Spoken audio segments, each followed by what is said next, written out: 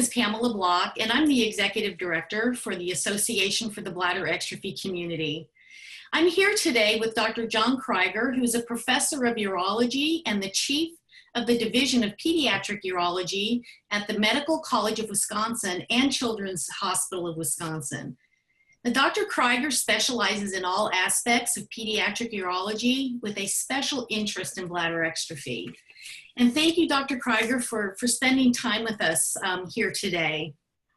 Well, it's my pleasure. You know, I've really been interested in bladder exstrophy for a long time, and I've had a lot of great experiences, especially in the last number of years, working with great mentors like Dr. Mitchell and Dr. Canning and Dr. Bohr. So it's a real pleasure to have a chance to talk with the community and especially to talk about our topic today, bladder cancer. Well, yes, thank you so much. It is a really important topic, and many families have questions in regards to the risk of bladder cancer, especially with bladder exstrophy patients. And I'm so happy that you're here to provide some clarity by sharing the facts of the risks of bladder cancer amongst the bladder exstrophy population. And, you know, based on the research that's out there, there is a known risk for bladder exstrophy patients getting bladder cancer. Dr. Kryger, what is the reason for this? There is a risk, and I'm glad the community is aware of it. But the reasons for it are really complicated. So many of patients with bladder exstrophy have had a different experience over the course of their lives. And the experiences you've had in life can sometimes impact your risk of bladder cancer. For example, some of the biggest risks of bladder cancer were in patients who had their urine diverted into the intestinal tract, which is called a ureterosigmoidostomy. And that was a common procedure done decades ago, but it really increased the risk of cancer in those patients, both of the intestinal tract and of the urinary tract. So some of our experiences and anxieties about bladder cancer stem from a procedure that we no longer perform, but some of the older patients may have experienced. Also, a lot of people have had a different experience with the timing of the closure of their bladder. And some may have had different experiences with artificial appliances like suprapubic tubes and catheters in the urinary tract. And so many of these things could impact a person's risk for bladder cancer. We also know that experiences aside from exstrophy could impact it, such as smoking. And so some of our patients may have been smokers as they went into adulthood, and that would have an impact on their risk for bladder cancer as much as anything. So the reasons for bladder cancer are really complicated. But I guess if I were to summarize, one of the initial ones that was the greatest risk was a procedure called a ureterosigmoidostomy. And if patients had that, I think they should be especially concerned about their risk for cancer. But most patients in the last several decades probably never experienced such a surgery. Secondly, another risk factor is probably the length of time that the bladder plate was exposed to the environment and therefore exposed to more serious irritation.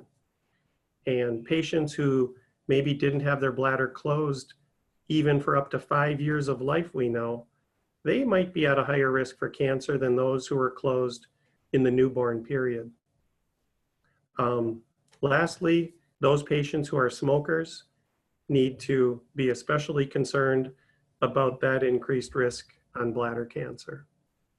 So the risk factors really differ. And there are two types of bladder cancer. There is adenocarcinoma, which is the type of cancer the most common type of cancer that our patients experience. But there's also squamous cell cancer of the bladder. And that's a unique type of bladder cancer that comes from maybe living with an indwelling catheter draining your bladder for years. We really try to avoid permanent indwelling catheters in the urinary tract. So I think those are some of the reasons. And it seems to be consistent with other conditions that also have a higher risk of bladder cancer. For example, patients who have neurologic injuries to their bladder, such as spina bifida or spinal cord injury. Those children also seem to be at a higher risk of bladder cancer, very similar to the bladder exstrophy community. And so there may be predisposing factors from having a neurogenic bladder or from having a bladder plate that was exposed to the environment. And some of those risks are cast in stone by the time you're born. And some of those risks can be minimized by how we manage the bladder in the years after birth. And I think we're doing such an incredibly better job managing the bladders in the past decade than we've ever done in the years before that. Thank you. Boy, that really helps a lot to get a great background on that. You had mentioned a couple of areas where patients might be more predisposed. Does bladder augmentation increase bladder exstrophy cancer? That's a perfect question. That's exactly what I wanted to lead into, because a lot of our anxieties of bladder cancer came from some early reports among patients who had bladder augmentation. And that led, of course, to increase our level of surveillance and concern. But when we really went back and looked at those patients much more closely, and that was done by studies at Mayo Clinic by Dr. Husman and Higuchi, they were able to much better demonstrate that patients who were augmented had a higher risk of bladder cancer than the general population. But all patients with spina bifida in their study had a higher risk of bladder cancer. And it wasn't that much different whether they were augmented or not. So it seems now that it's not the augmentation so much that increased the rate of bladder cancer, but the inherent reason for the augmentation, whether it was bladder exstrophy or spina bifida. And so in their study, we're going to use spina bifida as an example because these patients are much more common. But the patients with augmentation had a 4% risk of bladder cancer, and the patients who had a neurogenic bladder without augmentation had a 2.6% risk of bladder cancer, and that wasn't statistically that much different. And the general population without these conditions has a risk of bladder cancer in their lifetime of 2.4%. So it's elevated, but it's not dramatically elevated by having a bladder augmentation. And so the studies at Mayo Clinic were really helpful and have now suggested that we don't require any extra surveillance if you've had an augmentation. There was a time where we used to inspect the bladders annually with a scope to look inside the interior of the bladder, called cystoscopy. And over the course of 25 years in their study with careful cystoscopy, they didn't detect any earlier cancers than they would have if they had just done routine surveillance with an ultrasound. So now their advice is very definitive that the best surveillance is an annual ultrasound of the kidneys and bladder, along with watching for signs of symptoms like blood in the urine. Cytology in their study wasn't helpful either. It was often misleading because cytology isn't as useful when it comes to patients who have conditions like exstrophy or neurogenic bladder. So I think augmentation is something to be concerned about, but people shouldn't be devastated that the risk is significantly exaggerated than any patient born with this condition. Great, thank you. That does put my mind at ease. I have a daughter with a bladder augmentation, and that's why I've done a lot of research on that particular preposition. Well, it's natural, and especially because we ourselves in the medical community had a lot of anxiety ourselves and really wanted to be aggressive with surveillance by recommending annual cystoscopy. But over the subsequent years, we've now realized that that probably didn't change our ability to detect cancer any earlier, and the patients weren't quite as great of risk than we initially thought. So it's turned out to really play out in favor of patients who are augmented. Oh, that's good to hear. Yeah, if anybody wants to research that, I would recommend the best papers were published out of Mayo Clinic by Dr. Huseman and Higuchi. That's great. I'll make sure that those are posted out to Mhm. the website so people can follow up after they've seen this interview. Dr. Kryger, are there other factors like, for instance, bladder stones or chronic UTI infections that would lead to a higher risk of development of this bladder cancer? Mhm. Well, there may be. We do know that surfaces that are chronically irritated may be at higher risk for cancer. And a perfect example of that is a patient with a bladder that has an indwelling suprapubic tube. And that constant irritation of a plastic tube in the bladder over the course of years increased the risks of that unique cancer that I mentioned earlier called squamous cell cancer. So chronic irritation can be a risk factor for bladder cancer. But what's important and what you should be reassured by is it was never shown that a bladder stone can increase the risk of bladder cancer. So that's usually a shorter term of irritation than an indwelling catheter would be. It's never been shown that chronic bacteria in the bladder increases the risk of bladder cancer. And that makes sense to me because a lot of body surfaces are exposed to bacteria chronically. Our intestinal tract has constant bacterial growth. Our mouth, the vagina, all are mucosal surfaces that have constant exposure to bacteria, but yet they haven't shown to be at increased risk for cancer from that. And I don't believe any study has ever shown that in the bladder, and I believe that to be true. And similarly, intermittent catheterization. It's a very common technique since the 1970s to use a catheter to drain the bladder for bladders that don't drain naturally on their own. And that hasn't been shown to increase the risk of cancer either. Inserting a catheter for a matter of several minutes, multiple times a day, doesn't seem to cause harm like a catheter that's left in that surface constantly 24 hours a day for years on end. That's a level of irritation that might contribute to cancer, but passing a catheter on a daily basis does not seem to bear that out. Well, that's good to hear because I know a lot of children are starting to catheterize younger and younger, and I'm sure that's going to put some parents' minds at ease. It's important. I want to reassure you, I want to draw emphasis to the reasons to be concerned, but I also want to reassure you that there's a lot of evidence that our current practices don't justify some of the concerns.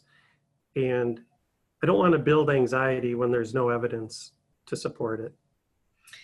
That's good. However, I'm sad to report that a few weeks ago, the bladder exstrophy community did lose a young man, age 34, to bladder cancer. And as I shared with you, there has been a lot of discussion and fear within the community, and which is why we're talking about this today. He was never screened, and I was told even after seeing several adult urologists, he had not been screened, and it was not found out until the advanced stages of his condition. Dr. Kryger, at what age should bladder exstrophy patients generally start to be screened? Mm-hmm. Yeah, first of all, I'm really sorry for the loss to the bladder exstrophy community. I know that when one of your own is touched by bladder cancer, it's especially hurtful, it's scary, it creates a lot of anxiety for how that could potentially happen to your own child. So I'm sorry for the loss of that young man to the exstrophy community. And it does validate that we need to stay vigilant. I don't want to dismiss any concerns. There's a real risk for bladder cancer. I just want to highlight the areas where we need to be especially concerned and reassure you that certain things don't justify certain concerns. So I think one of the unique things though, even though the rate of bladder cancer may not be as high as we once thought, when it does affect a child with bladder exstrophy, it tends to happen earlier than the average person, and it does tend to present at a more advanced stage. And that's why it is so important that we stay vigilant. The things we can do to stay vigilant that are meaningful is a practice that was probably started for your child immediately at birth, which is an ultrasound. The technology of today's ultrasounds is so advanced that we can see very subtle irregularities on the surface of the bladder with ultrasound. So an annual ultrasound remains the mainstay of surveillance throughout the lifetime of a patient with exstrophy. We also have to be attentive when we see those signs that could be a sign of cancer, such as blood in the urine. Now, blood in the urine occurs to patients who have catheters, and I don't want people to panic at the first sight of blood in the urine, but we shouldn't dismiss it either. And those might be patients who justify a more in-depth investigation with cystoscopy. So now I would suggest that cystoscopy is reserved best for patients who show either an abnormality on the ultrasound or a new sign of blood in the urine.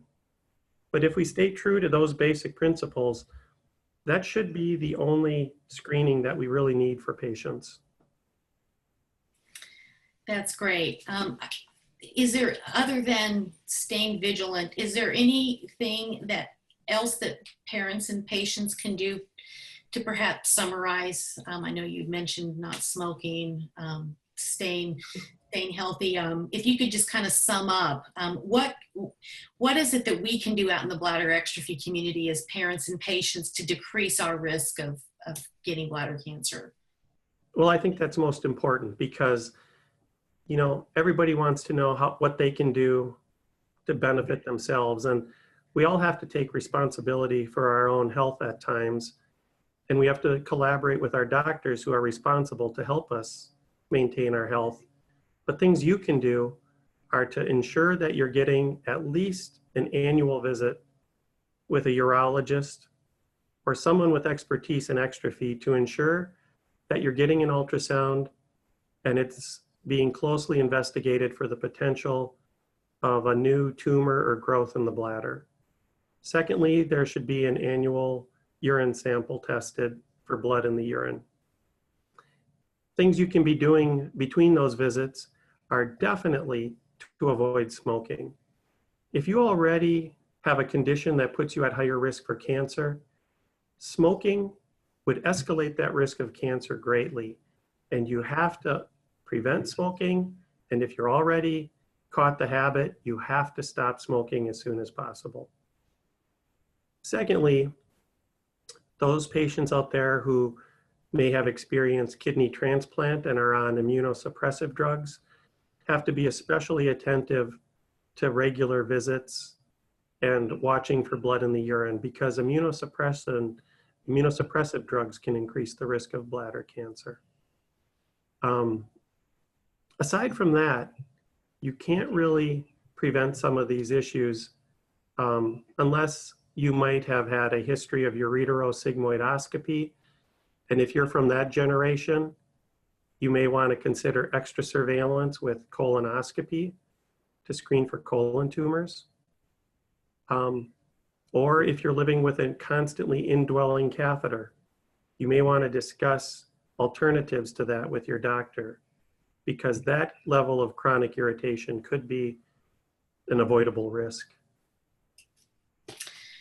Well, thank you so much. I've learned a lot, and I know you've put my mind at ease, and I'm sure there's probably going to be more questions from the community, and I hope that we can reach out to you and with a list of questions, and we can post them if there's something that we didn't cover. that happens to come our way. So I really appreciate you taking the time to talk about such a critical topic for our community. Well, thanks, Pam, and I would be happy to answer any questions and to collaborate with my colleagues who also have a lot of experience with bladder exstrophy. I think this opportunity really, though, inspired me to look more for possible causes of bladder cancer among our own population of patients. Because as I reviewed the literature, I realized that some of the data is being extrapolated from many decades ago, patients who had exstrophy repair, and that really doesn't apply to the contemporary management of patients with bladder exstrophy. A lot of the information is extrapolated from patients with other conditions, and that may not be fair to the exstrophy patient. It's useful, though, because exstrophy is so rare. But still, I think this question has to be investigated by the medical community much better. And I think now we have some centers of excellence that can collaborate and really look at more recent patients over the last 2 or 3 decades and hopefully come up with better answers to some of these questions that you raise. Well, I know we as a community would certainly look forward to that, and hopefully there'll be a white paper in your future, Dr. Kryger. This is where it starts. Great. Well, thank you again, and I really appreciate the amount of time and effort that you afforded us to again talk about this very critical topic. You're welcome. Thank you.